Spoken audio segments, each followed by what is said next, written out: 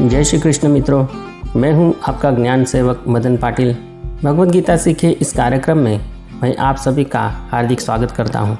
मित्रों, इन दैनिक श्लोकों के माध्यम से हम हर रोज़ थोड़ा थोड़ा करके गीता जी का ज्ञान सीखने सिखाने का विनम्र प्रयास कर रहे हैं।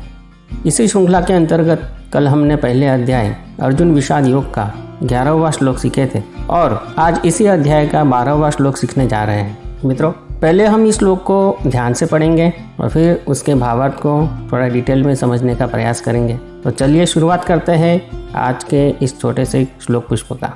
अध्याय 1 अर्जुन विषाद योग, श्लोक क्रमांक 12। तस्य संजन्नयन् हर्षं कुरु वृद्ध पितामह सिंहनादं विनोद्योचे शंखं दग्मौ प्रतापवान। अनुवाद। कौरवों में वृद्ध बड़े प्रतापी पितामह भीष्म ने उस दुर्योधन के हृदय में हर्ष उत्पन्न करते हुए उच्च स्वर से सिंह की दहाड़ के समान गरज कर शंख बजाया। भावार्थ। मित्रों, पिछले कुछ श्लोकों में हमने दुर्योधन को अपने गुरु द्रोणाचार्य जी से बात करते हुए सुना। हमने देखा कि युद्ध शुरू होने से पहले पांडवों की सुसज्ज और विशाल सेना को देखकर दुर्योधन अंदर ही अंदर घबराया हुआ था, नर्वस हो गया था। इसी भय और अहंकार से भरी नर्वस मानसिक अवस्था में वह दोनों सेनाओं की और दोनों तरफ के योद्धाओं की तुलना कर रहा था। मित्रों, अपनी नर्वसनेस और डर को दूर करने के लिए वह अपनी सेनाओं और अपने योद्धाओं को पांडवों की सेना और पांडवों के योद्धाओं से श्रेष्ठ साबित करने का प्रयत्न कर रहा था। वह एक तरफ पितामह भीष्म को एक श्रेष्ठ योद्धा भी बता रहा था और साथ ही साथ दूसरी तरफ पितामह भीष्म की चारों ओर से रक्षण करने की बातें भी कर रहा था। मित्रों, दुर्योधन का द्रोणाचार्य जी से चल रहा यह वार्तालाप पितामह भीष्म भी देख रहे थे, सुन रहे थे। दुर्योधन की बातें सुनकर पितामह समझ गए कि दुर्योधन की मानसिक हालत खराब है।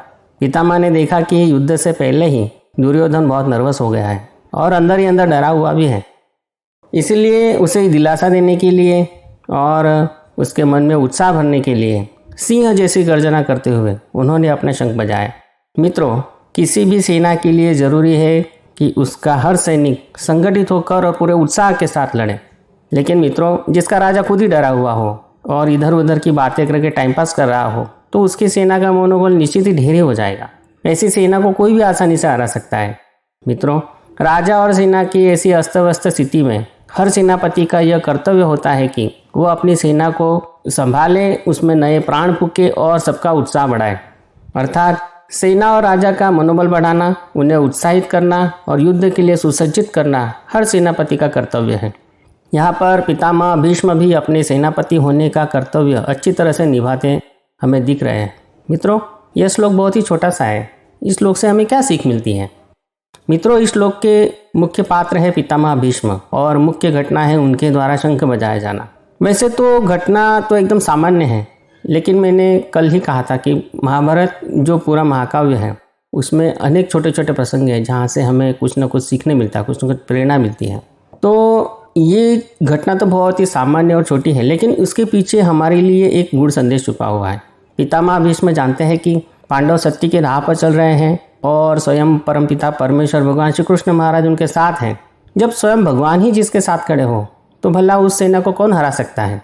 संसार की कोई भी शक्ति आ जाए, उस सेना को कोई नहीं हरा सकती। पितामह भीष्म यह जानते हैं कि अपनी हार निश्चित है, फिर भी उन्होंने परिणामों की चिंता न करते हुए अपने राजा और सेना का उत्साह बढ़ाने के लिए उनकी प्रतिष्ठा के अनुरूप ही सिंह गर्जना करते हुए अपना शंख बजाया, जिससे सबका उत्साह बढ़े।